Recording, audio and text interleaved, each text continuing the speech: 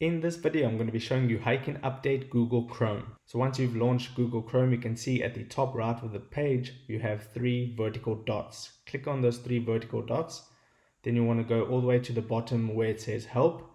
And then you want to click on about Google Chrome. Now it says checking for updates. I currently have version 87.0 something.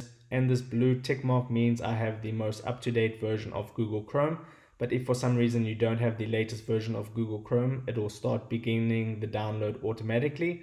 And then you will just have to relaunch Google Chrome. A button will appear that says relaunch Google Chrome, and then you will be fully updated to the latest version. So that is how you update Google Chrome in 2021. If this video helped you out, make sure to hit the like button and subscribe for more. Take care.